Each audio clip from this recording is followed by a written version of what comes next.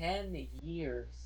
10 years since this movie came out in theaters, and it never left my mind.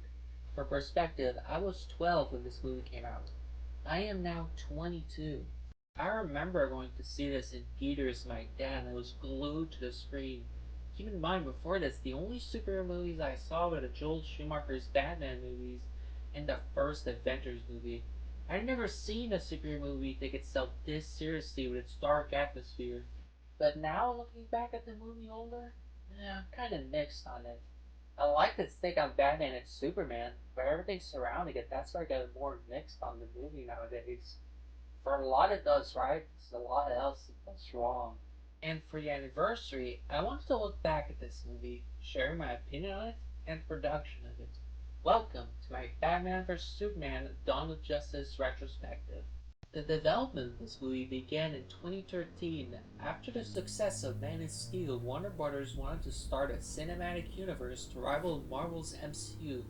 So at San Diego Comic-Con 2013, Batman vs Superman was announced to an ecstatic audience. I want to remember the one man who beat you.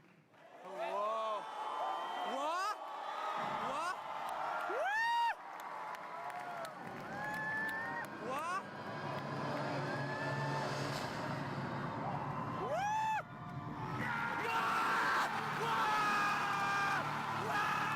Later, it was revealed that Ben Affleck was casted as Batman, not Christian Bale as fans were hoping for.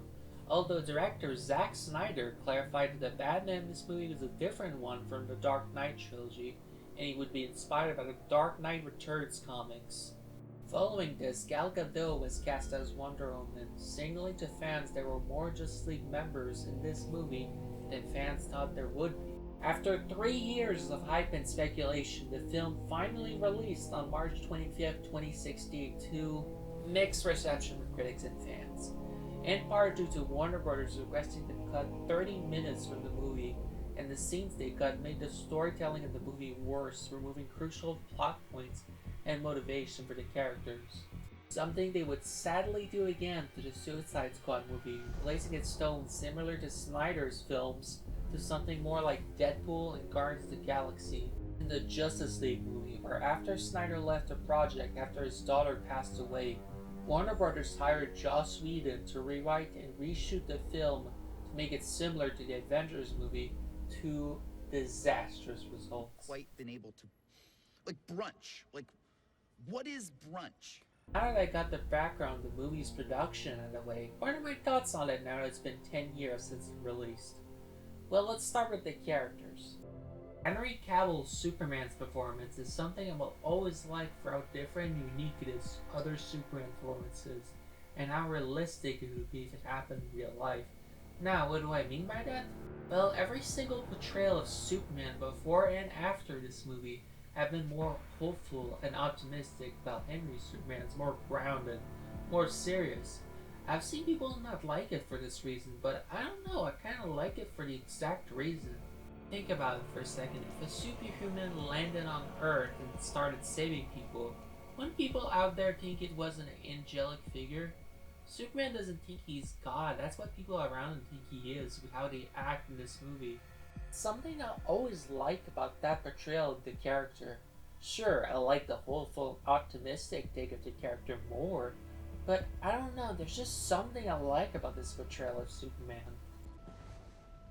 You're gonna go to war. That son of a bitch brought the war to us 2 years ago. Okay, let me defend this Batman real quick. Now, Ben Affleck's Batman, or Batfleck as fans call him, is one of, if not the most misunderstood Batman ever. People don't like this Batman for one simple reason. This Batman kills.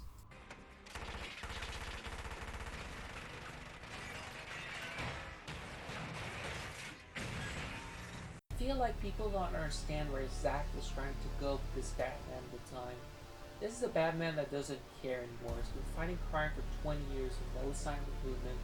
He lost Robin the Joker. This Batman lost his humanity. I believe it was meant to have a character arc throughout the movies, where seeing Superman's death would have made him regain his humanity, and later in Justice League in the solo Batman film, whoever gave his no rule back. I don't know, I'm not Zach. I can't look at his brain back in 2015, 2016 when he was planning out this universe. That was the impression I got from it. So yeah, in case you haven't figured out yet, this is my favorite Batman that we put on solo screen. And it saddens me how he never got his solo Batman movie. And hearing what it was going to be about and finding Deathstroke saddens me a lot. Sure, I love Matt Reeves' The Batman, but I can't help but think what if we did get this Batman movie? Ben Affleck's performance as Batman is great. I love his journey going against Superman as this white whale character, ignoring every voice of reason like Alfred telling him it's a bad idea. And oh my god, the warehouse scene is like it's lifted straight out of the Arkham game. I love it. So yeah, this Batman's great, fight me. Now where we get to the other characters in the story by extension, that's where my negatives on the movie start to show. Let's start with Wonder Woman. She did not need to be in this movie. Gal Gadot's acting is pretty wooden, like she's reading off the script. The only meaningful thing she does is fight Doomsday at the end of the movie. Otherwise, you could have cut her out of the movie entirely. Lois Lane's side plot is very boring. I did not care for her, and the only real meaningful thing she does is proving Superman's innocence on the bombing of the Capitol, because he wasn't able to see the bomb in the wheelchair. Something that was cut out of the movie in the theatrical cut, meaning her side of the story in this version is even more waste of time. Jesse Eisenberg's take on Lex Luthor is something I really like actually.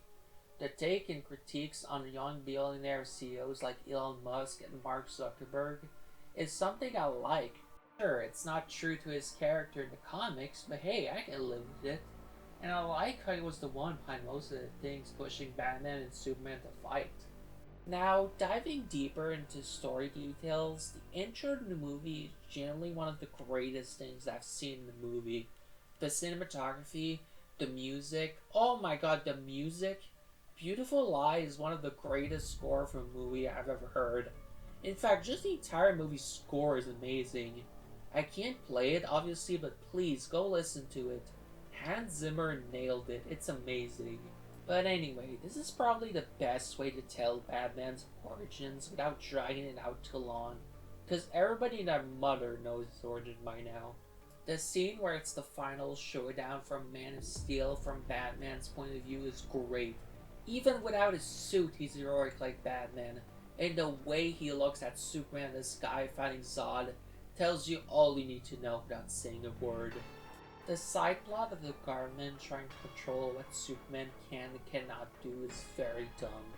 Like, you mean to tell me they want to control what an alien with superpowers can't do? Like, I get what he was trying to do, but still, this is kind of hard to believe. And why is Doomsday here? When Batman and Superman make up, they could have easily teamed up and fight Lex in a climactic showdown. We didn't need Doomsday, let alone kill Superman in his second movie. Like, come on, guys. The scene of the other superheroes' recordings feel unnecessary. Like, again, I get what they were trying to set up their cinematic universe to rival Marvel, but still, the way of doing this feels way too rushed. And of course, there's the infamous Martha scene. You're letting him kill Martha. What does that mean? Why did you say that name? Why did you say that name? Now, look, I get what it was doing. Oh, Batman's becoming like the murder of his parents, and he realizes Superman's as human as he is. But god, this is not done well at all. There's a reason this scene became a meme on the internet for years. I have noticed in this section of the video that there's a lot of things this movie does right, and a lot of things it fails to do. There's a lot of cool ideas I like here, but most of them fall short of expectations. It is also way too bloated with too many plot points and characters going on at the same time. But I do like this movie, I just wish it could have been handled better. Even for this video, watching the extended cut of the movie, there are still issues in this movie that I still see and feel mixed on. I do wonder if there's a reality somewhere where this movie was received better, and we got the Justice League trilogy we were intended to get, where Suicide Squad was messed with, where we did get Ben Affleck's Batman movie. But we will never get that. For now, it is just a what if in my head. Thank you for watching this video. Sorry if it felt rushed. I wanted to create this video on time with the anniversary of the movie, even if I was a little late to the party. But hey, better late than never. If you want to see more videos like this, consider subscribing.